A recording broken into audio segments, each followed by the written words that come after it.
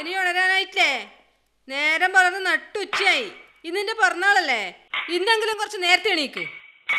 ദേ നിന്നോടാ പറയുന്നേ, കുഞ്ഞിക്കുട്ടിയെന്ന വിചാരം നട്ടുച്ച വരെ കിടന്നുറങ്ങാൻ. ഞാൻ അങ്ങോട്ട് വരണ അതോ എണീറ്റ് വരുന്നുണ്ടാ? പെൺകുട്ടികളായാലും എന്തെങ്കിലും ഒരു ഉപകാരത്തിന് കിട്ടൂലേ? ഒരിക്കൽ രാവിലെ എണീറ്റാ മിറ്റൽ അടിച്ചാല് ബാക്കിയില്ലാക്കൊരു ഉപകാരമായില്ലേ?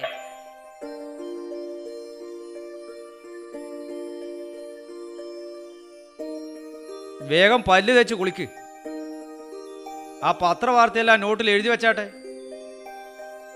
അപ്പുറത്തെ വീട്ടിലെ കുട്ടികൾക്കെല്ലാം മുട്ടായി കൊണ്ടു കൊടുക്ക്. ഇന്ന് നിന്റെ പിറന്നാളല്ലേ, വേഗം പോയി കുളിക്ക്.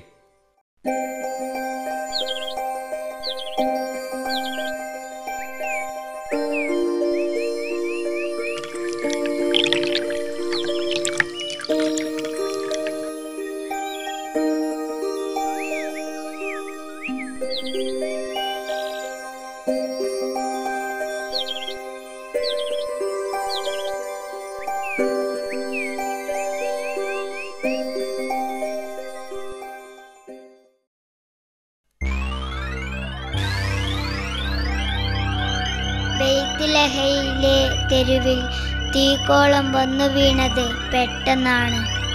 മണ്ണടിഞ്ഞ നിരവധി ജീവനുകൾക്കിടയിൽ ഒരു 3 വയസ്സുകാരിയും. അച്ഛൻ നൽകിയ കാശുമായി തൊട്ടടുത്ത കടയിൽ മുട്ടായി വാങ്ങാൻ ഇറങ്ങിയതായിരുന്നു അവൾ. പിടഞ്ഞു വീഴുമ്പോഴും ആ കുഞ്ഞു കയ്യിൽ മുറുകെ പിടിച്ചിരുന്നു ഏറെ കൊതിച്ച മുട്ടായിക്കുള്ള നാണയത്തൊട്ട്.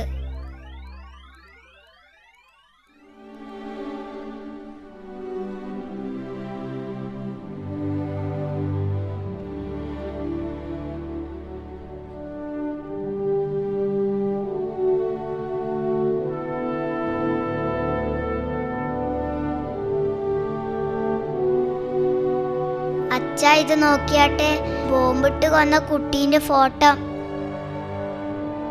ആ, നീ ഇതെല്ലാം ആ നോട്ടിൽ എഴുതി വെക്ക്.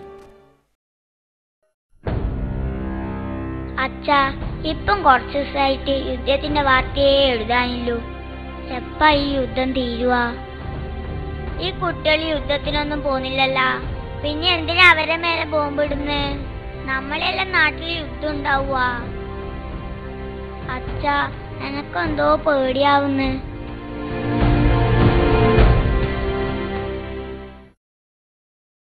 വേഗം പല്ല് തേച്ച് കുളിക്ക്. അപ്പുറത്തെ വീട്ടിലെ കുട്ടികൾക്കെല്ലാം മുട്ടായി കൊണ്ടു കൊടുക്ക്.